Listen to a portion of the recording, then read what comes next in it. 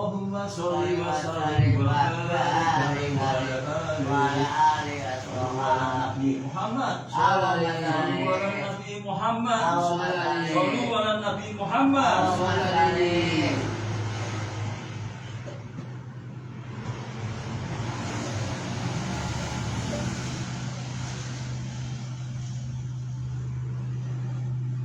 Allahumma sholli wa sallim wa barik ala sallallahu ala Nabi Muhammad sallallahu ala Nabi Muhammad sallallahu ala Nabi Muhammad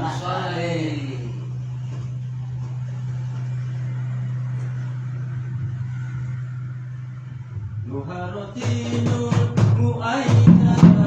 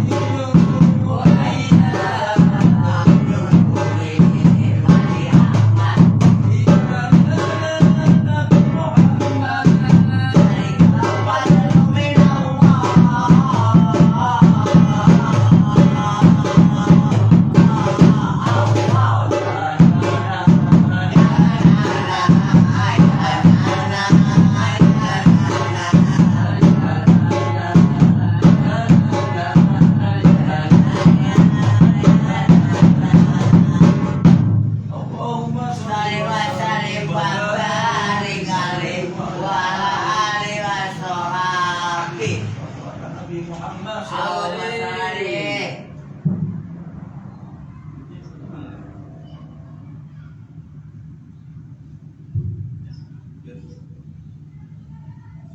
أعوذ بالله من الشيطان الرجيم بسم الله الرحمن الرحيم السلام عليكم ورحمة الله وبركاته. Waalaikumsalam warahmatullahi wabarakatuh.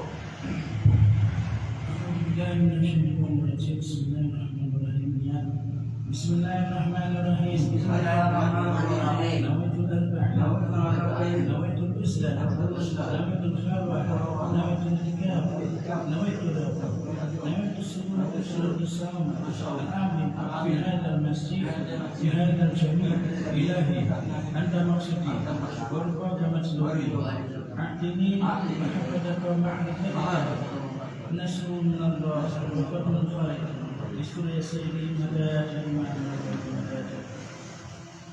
اللهم صل على سيدنا محمد Allahumma sholli. وعلى آل سيدنا محمد اللهم صل أجمعين يا أيها الذين آمنوا أطيعوا الله وأطيعوا الرسول وأولي الأمر منكم. Allah Subhanahu wa taala mengatakan, wahai hamba-hamba yang beriman, patuhi Allah, patuhi Nabi dan patuhi kepada pemimpin dan Allah Subhanahu wa taala mengatakan, sebab aku hingga datangnya yakin, sebab Tuhanmu hingga datangnya yakin. Al-Fajr. Allah Subhanahu wa taala memerintahkan kita untuk terus beribadah, untuk menjaga ubudiyah.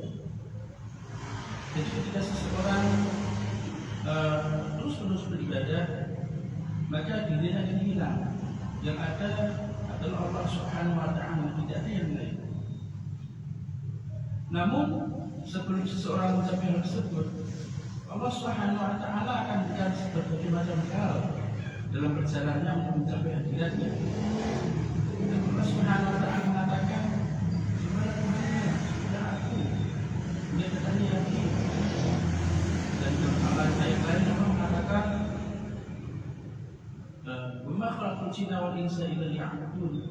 Sesungguhnya aku tidak menciptakan jin, aku tidak akan menciptakan kalian wahai jin, wahai manusia, wahai umat manusia, kecuali untuk liya'budun, kecuali untuk menyembahku, untuk beribadah kepada Allah Subhanahu wa taala. Ibadah berarti memberikan suatu persembahan. Ibadah berarti menyembah Allah Subhanahu wa taala, berarti memberikan sesuatu kepada Allah Subhanahu wa taala. Itu bisa pikiran kita, bisa hati kita, bisa waktu kita, bisa harta kita, bisa diri kita, dan segalanya dan semuanya pada Allah Subhanahu wa taala. Dan apa yang Allah Subhanahu wa taala senang pada ibadah kita, ketika kita beribadah pada Allah Subhanahu wa taala, lalu kita berusaha untuk membuat ibu kita ini tidak berada dalam ibadah tersebut, ini yang membuat Allah Subhanahu wa taala senang. Ketika Allah mengatakan sebelah aku, sebelah Tuhanmu, tidak adanya yakin. Artinya bahwa kita disuruh menyembah Gusti Allah Subhanahu wa taala terus. Apakah harus sholat terus?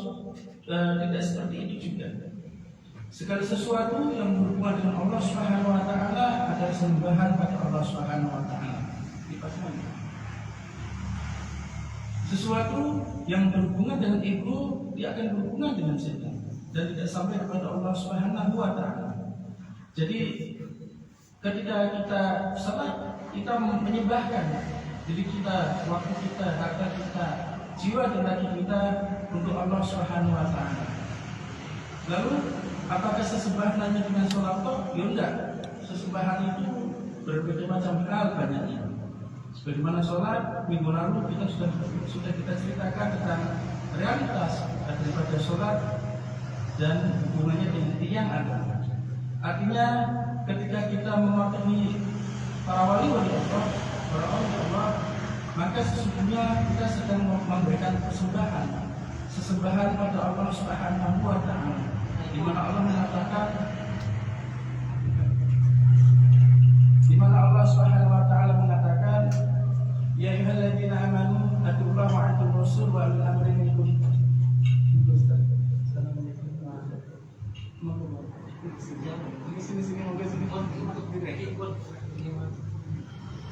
Di mana Allah Subhanahu wa taala mengatakan, "Ya ayyuhalladzina amanu atiillaha wa atiur rasul wa ulil amri minkum."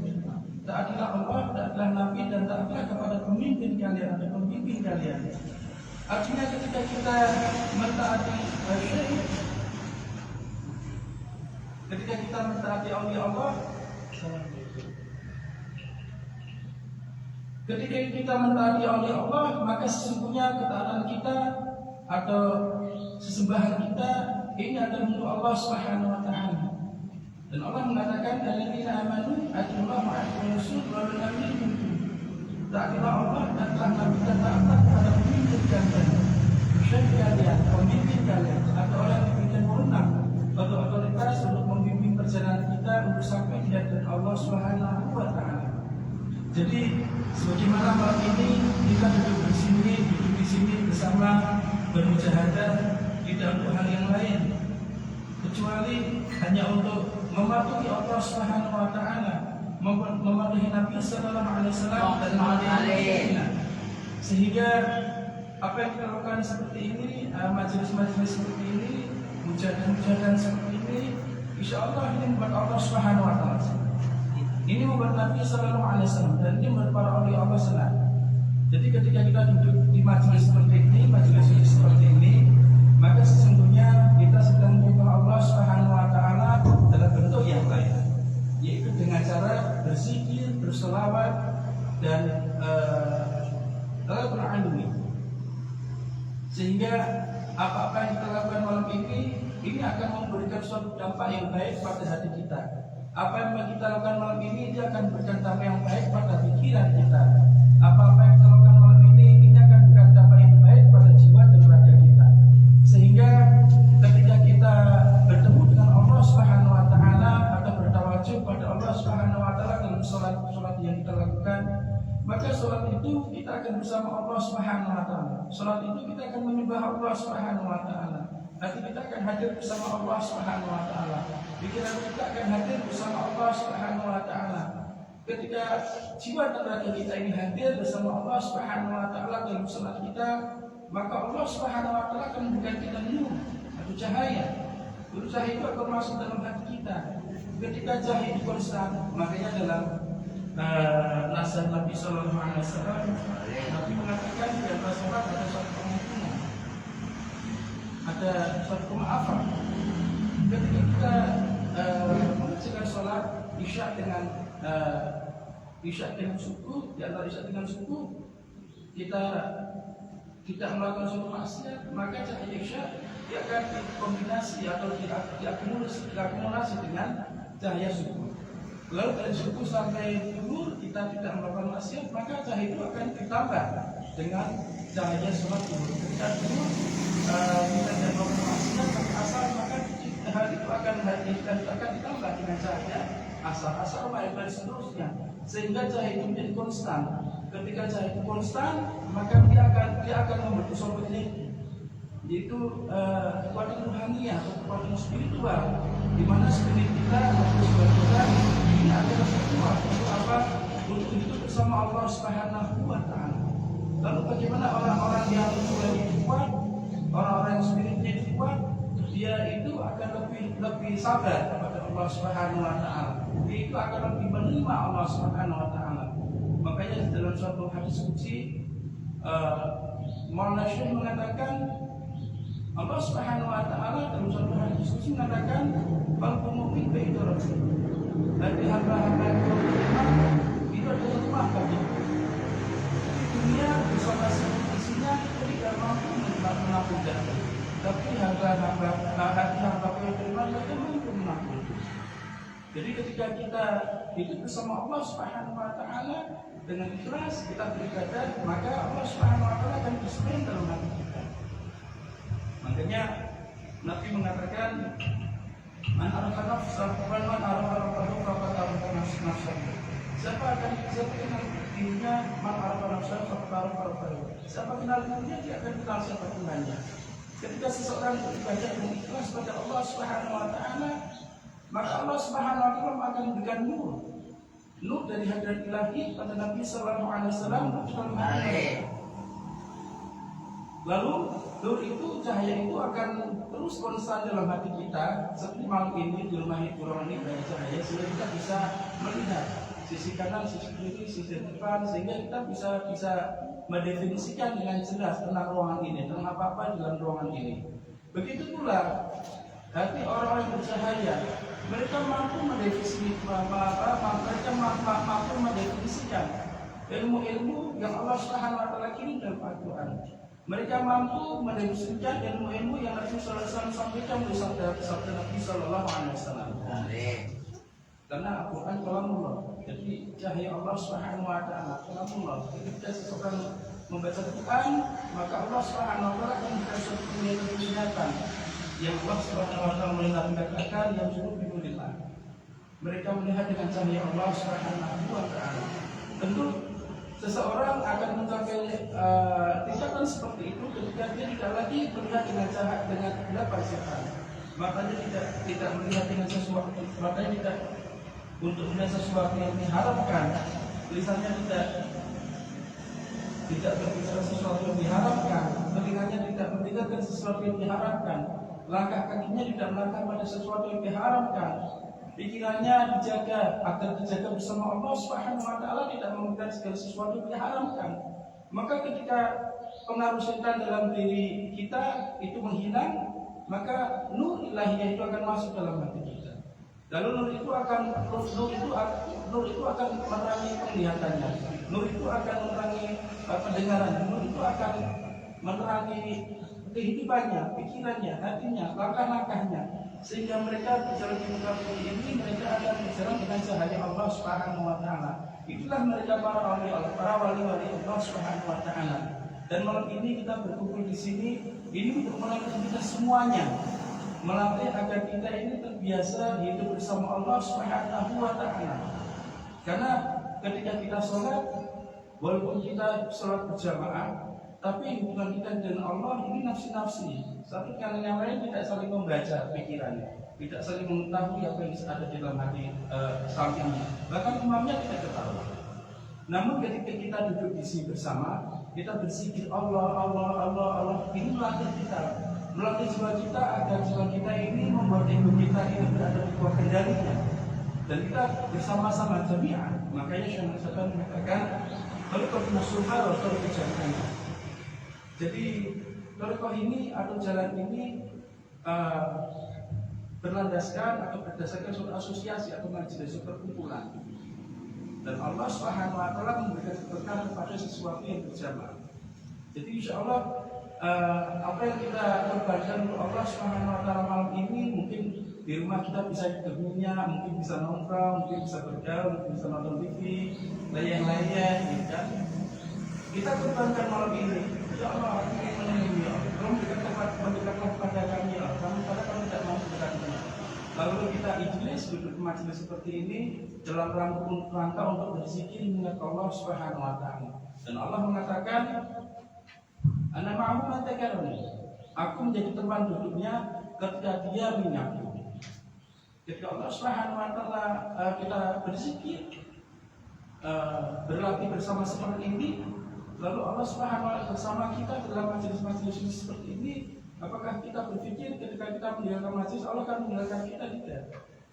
Allah Subhanahu wa taala Al-Khaliq, tidak seperti makhluk. Kalau makhluk itu ketika dia itu ada maunya, dia mau bergabung, mau bareng-bareng, mau nemeni lah. Tapi ketika dia maunya nggak ada, egonya tidak ada yang bisa dimanfaatkan, mungkin kita ngerti. Allah Subhanahu wa taala yang menciptakan kita. Allah Subhanahu wa taala yang menciptakan itu. Allah Subhanahu wa taala yang menciptakan setan. Allah Subhanahu wa taala yang menciptakan para nabi dan rasul. Allah Subhanahu wa taala yang menciptakan seluruh malaikat. Allah Subhanahu wa taala yang menciptakan seluruh alam semesta ini. Apakah kita berpikir bahwa ketika kita keluar dari majelis atau Allah meninggalkan kita, Allah Subhanahu wa taala tidak pernah meninggalkan kita. Karena ketika Allah Subhanahu wa taala mengatakan, "Ana ma'ahu man dzakarani," aku jadi temannya ketika dia mendengarku. ketika kita pergi keluar dari majelis ini, kita hidup di tempat kita masing-masing, Allah Subhanahu bersama kita. Lalu kenapa kita lupa apa-apa yang kita dapat dalam zikir-zikir yang kita baca? Karena kita melupakan Allah Subhanahu wa ta'ala, bahwa Allah menyertai kita. Makanya terus kita perlu berikutnya kita tidur lagi bisa begini, gitu. Jadi biasa belajar supaya dalam perjalanan hidup ini saya ini punya kesadaran bahwa saya ini hidup bersama Allah Subhanahu wa ta'ala. Begitu. Nah, ketika kita dilatih seperti ini, lalu lebih kontinu setiap minggu sekali maka zikir-zikir yang kita baca dia akan hidup di dalam hati kita, di dalam alam bawah sadar kita, alam sadar kita. Sehingga ketika kita sholat, Allahu Akbar ini benar-benar bahwa Allah Subhanahu wa ta'ala Al-Akbar. Allah itu maha besar. Maha besarnya itu tidak bisa kita prediksi. Artinya bahwa apapun yang kita pikirkan tentang Allah tidak sebenarnya yang kita pikirkan. Apapun yang kita gurui kepada Allah, karena kita ini sering gurui Allah. Itu kita ini sering gurui Allah. Kita tidak pernah gurui Allah, tapi itu kita ini gurui Allah. Zetan pernah melakukan demonstrasi cuma sekali ketika di langit sudah. Ketika Allah Subhanahu wa ta'ala menciptakan manusia, Allah Subhanahu wa ta'ala menciptakan ruh, lalu Allah Subhanahu wa ta'ala mengumpulkan para malaikat, lalu Allah mengumpulkan juga seluruh penduduk langit termasuk Azazil. Ketika Allah menciptakan Nabi Adam, Allah menyuruh seluruh penduduk langit, penduduk surga itu untuk sujud di bawah kaki Adam alaihissalam. Tapi apa yang Azazil lakukan? Azazil tidak mau. Pertama yang sujud itu malaikat Israil alaihissalam. Sehingga Allah Subhanahu wa ta'ala mengkaruniakan cahaya di antara kedua mata Israil alaihissalam. Lalu setan tidak mau sujud. Kenapa demikian? Karena setan, kata Gershon mengatakan karena setan jealous, setan iri. Kenapa dia iri? Karena setan itu Azazil itu dulunya itu pemimpin dari seluruh penduduk. Makanya sehingga negara manusia mereka percaya itu semua. Namun kenapa Allah Subhanahu wa ta'ala memproklamirkan bahwa manusia ini yang akan menjadi khalifah fil ardh? Jadi khalifahnya Allah Subhanahu wa ta'ala dibuka. Kenapa kok bukan Azazil? Ini yang bersekutu jelas gini.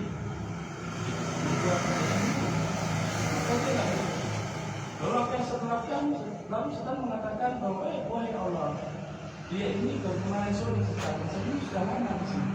Allah digurui. Kita bisa belajar dari kisah ini. Sekali setan itu menggerbusi Allah, maka Allah katakan setan dibuang dari surga. Setan dibuang ke bumi. Sampai sekarang setan tidak pernah mencapai surga. Sampai sekarang setan tidak pernah bisa hidup bersama Allah Subhanahu wa ta'ala. Tidak pernah mampu menjaga Allah Subhanahu wa ta'ala. Maka Allah mengatakan alladzina amanu, kalau kalian aman dari apa? Aman dari setan. Allah mengatakan hiduplah bersama Allah, karena setan tidak hidup bersama Allah. Wa ati rasul, hiduplah bersama Rasul, karena setan tidak hidup bersama Rasul. Rasul dimaksum dijaga dari setan. Tapi karena kita tidak hidup di masa kaji Nabi, maka Allah mengatakan dalam Al-Quran itu wa ulil amri minkum, maka hiduplah bersama orang-orang yang aku berikan nama otoritas. Itu para wali-wali Allah Subhanahu wa ta'ala. Setelah Nabi adalah para sahabat, lalu para wali Allah hingga masa kita saat ini. Alhamdulillah kita duduk di sini dalam rangka untuk berzikir dan berselawat, untuk membagusi Allah Subhanahu wa ta'ala senang dan tidak punya yang lain. Sallu ala Nabi Muhammad, sallu ala Nabi Muhammad, sallu ala Nabi Muhammad. A'udzu billahi minasyaitonir rajim. Bismillahirrahmanirrahim.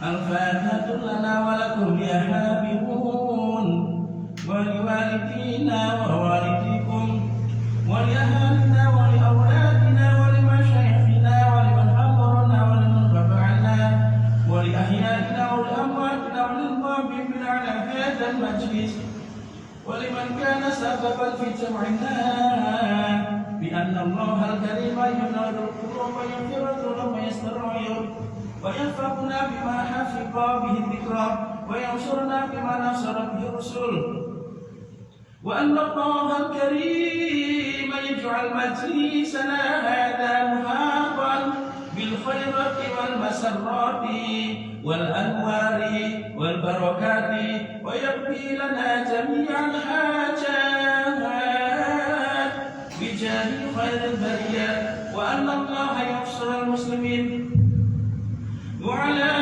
أن الله الكريم ينصر سلطان الأولياء مولانا الشيخ محمد نادي الحقاني كالسرسراو سلطان الأولياء مولانا الشيخ محمد حسين كباني رباني كالسرسراو إمام رباني شيخي شهاب الدفاع كالسرسراو سيدان ويحفظه ويوفقه على الدوام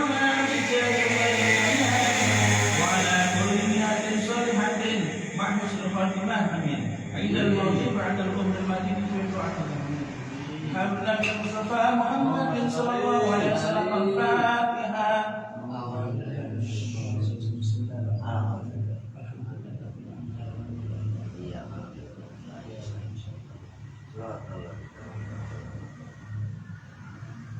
صلوا على النبي محمد صلى الله عليه وسلم يا رب صل على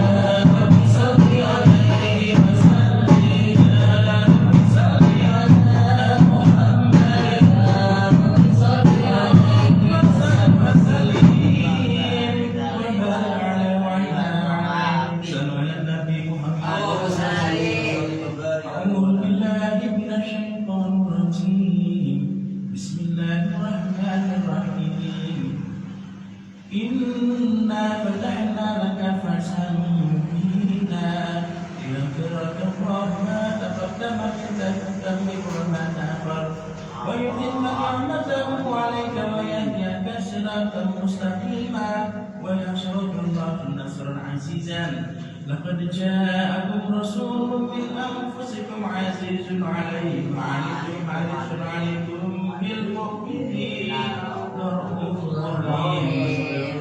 Fa in tawallaw faqul hasbiyallahu la ilaha illa huwa 'alayhi tawakkaltu wa huwal 'arsyul 'azim. Innallaha wa malaikatahu yusalluna 'alan nabi ya ayyuhalladzina amanu sallu 'alaihi wa sallimu taslima. Allahumma shalli wa sallim wa barik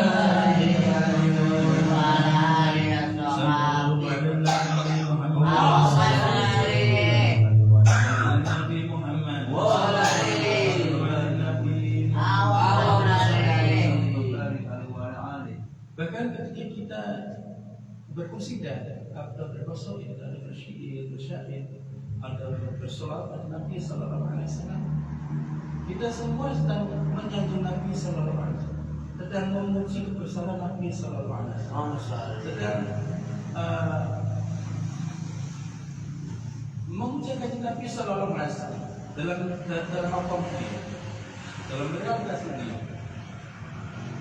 Ketika kita memuji sesuatu, berarti sesuatu itu begitu daripada kita itu begitu. Misalnya, oh masya Allah, orang itu begitu tampan misalnya. Oh berarti dia bisa dia lebih tampan dari kita. Gitu. Ketika kita memuji Nabi Sallallahu Alaihi Wasallam, akhirnya kita mengorbankan diri kita. Kita tidak mengaku bahwa diri kita ini sesuatu yang menarik atau sebagainya dan sebagainya. Karena yang menarik hanya kaji Nabi Sallallahu Alaihi Wasallam. Dalam arti lain, seolah kita mempersilahkan diri kita kepada Nabi Sallallahu Alaihi Wasallam. Ketika kita mempersembahkan sesuatu kepada Nabi, apakah Nabi menolak? Nabi akan mengambil. Jangankan sesuatu yang baik, sesuatu yang buruk saja Nabi akan menerima. Nabi akan mengambil. Ketika kita memuji Nabi Sallallahu Alaihi Wasallam, Nabi mengambil kita. Apa Nabi ambil? Nabi akan mengambil jiwa kita, ruhaniyah kita, spiritual kita. Ketika jiwa kita ini diambil oleh Nabi, berarti diri kita ini hati kita, rohani kita ini bersama siapa? Bersama Nabi Sallallahu Alaihi Wasallam. Bukan sama diri kita lagi. Makanya ketika kita sholawatan, kita kesudahan, kita rasa malunya hilang. Kita goyang-goyang sendiri, kita asik sendiri, kita sayang sendiri, seolah hidup kita tidak ada masalah. Karena memang tidak ada Nabi, tidak ada setan, jadi tidak ada masalah. Begitu. Coba ketika kita sudah selesai majlisan, kita jalan di rumah, kita nggak mungkin seperti ini. Karena apa? Pikirannya orang lebih biji banget.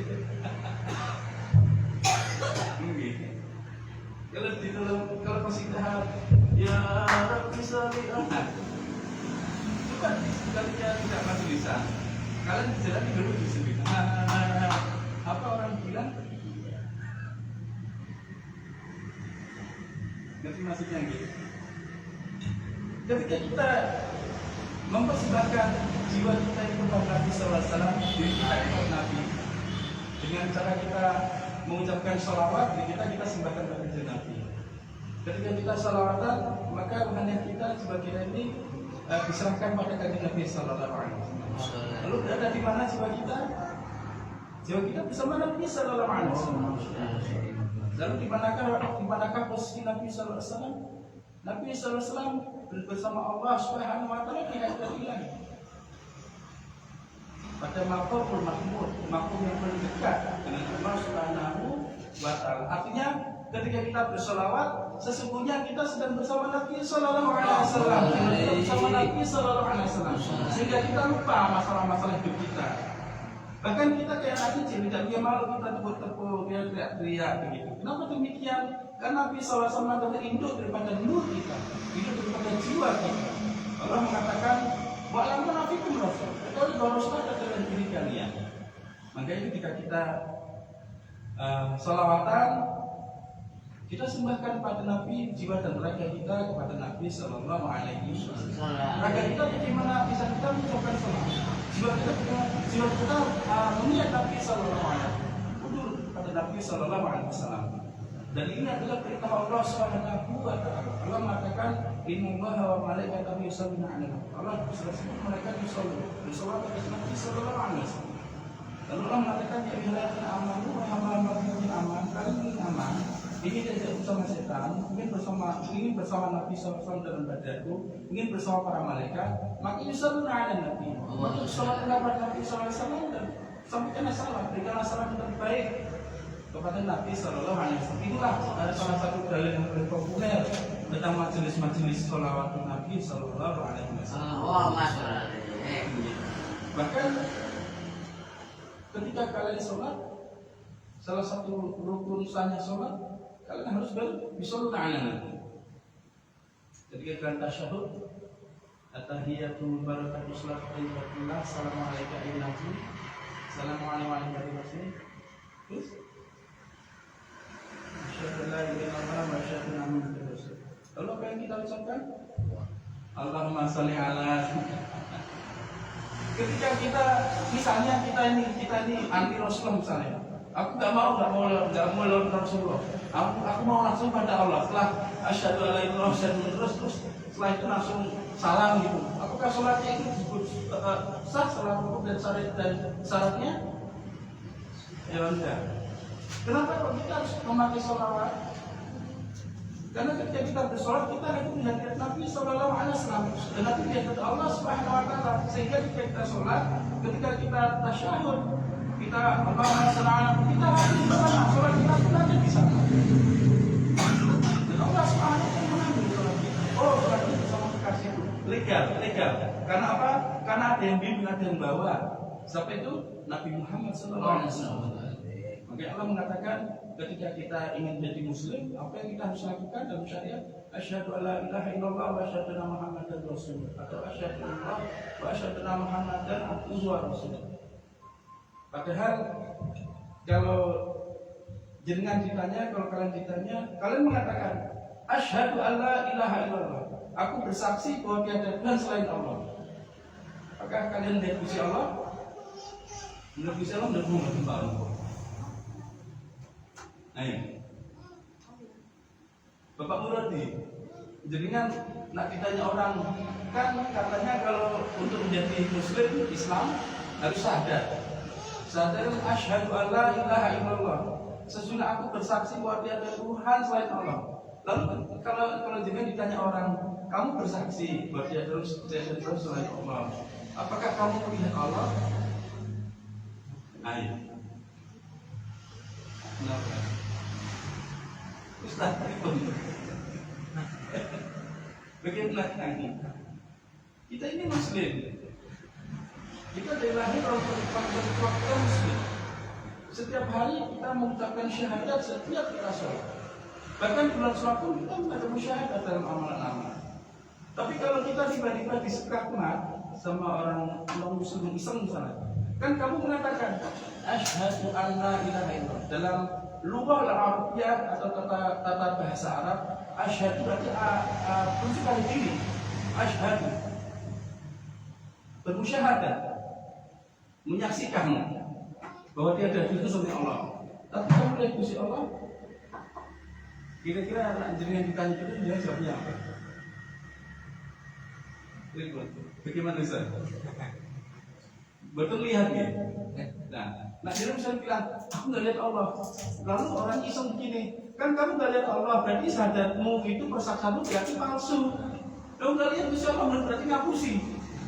Lama-lama dibilangnya apa? Berarti agama Islam ada pengapusi. Ngerti kan? Nah makanya kita butuh bimbingan dari wali-wali Allah untuk memberikan kita pencerahan dari syariat malah kita melakukan. Jadi kalau kita bertanya, loh kamu kan syahadat, asyhadu kan aku bersaksi tiada Tuhan selain Allah. Kalau dalam suatu persidangan syarat seseorang bisa menjadi saksi, dia harus orang yang hidup. Kan ngerti? Dia harus orang hidup dan dia kedua matanya harus melek, harus melihat. Dan satu lagi, dia tidak boleh menjadi saksi tunggal, harus minimal 2 orang. Kan nonton gitu. Nah, makanya kita jawab, betul. Saya mengatakan bahwa saya ini bersaksi tiada Tuhan selain Allah. Tapi saya tidak melihat Gusti Allah. Makanya saya mengatakan lagi, wa asyhadu anna Muhammadan Rasulullah, dan aku bersaksi bahwa Rasul ini penyampai risalah dari Allah Subhanahu wa taala. Karena apa? Karena dalam suatu persidangan kan saksi harus ada 2 orang kan minimal, dan dia harus hidup baru sehat. Dan Nabi Sallallahu Alaihi Wasallam dalam berbagai riwayat, hadis, waktu Quran, Nabi itu di hadapan Allah Subhanahu Wa Taala mengamati kita semuanya. Makanya kita mengatakan asyhadu alla ilaha illallah, kita belum muslim. Ketika kita mengucapkan asyhadu anna Muhammadar Rasulullah, baru kita ini menjadi seorang muslim. Karena apa? Persaksian kita ini, saya bersaksi bahwa saya bersaksi tiada Tuhan selain Allah. Melalui siapa? Melalui persaksian saya pada Nabi Muhammad SAW. Karena Nabi SAW satu-satunya manusia melihat Allah SWT secara langsung bertawajud. Nabi melihat Gusti Allah melalui kehormatan beliau, taruhannya maupun secara lahiriah. Makanya aku bersaksi bahwa dia adalah Gusti Allah. Lah saksi itu siapa? Dari Nabi. Makanya saya mengatakan ada Muhammad Rasulullah. Lalu misalnya kayak jenengan ditanya, kan ente bilang kalau ente bersaksi bahwa Rasulullah adalah the messenger of God atau penyampai risalah dari Allah Subhanahu wa taala. Lalu apa buktinya kalau kamu bersaksi? Apa yang kamu lihat? Kita kan jawabnya bagaimana? Niki sudah kita ucapkan kayaknya ringan, tapi ternyata ini kalau didefinisikan ini dalam sekali. Nah jadi kan bagaimana apa kamu? Bisa berarti bagaimana? Kok kamu kok oke lah sekarang tak terima kamu bersaksi bahwa dia adalah Tuhan Allah karena Rasulullah, kata Rasul menjadi Gusti Allah. Jadi kamu saksi dulu lewat Rasulullah, betul lah Rasulullah juga. Terus kamu memang pernah lihat Rasulullah? Itu nggak pernah lihat. Lalu kamu bisa bersaksi bahwa Rasulullah itu penyampai risalah dari Allah Subhanahu. Ayo, jawabnya begini.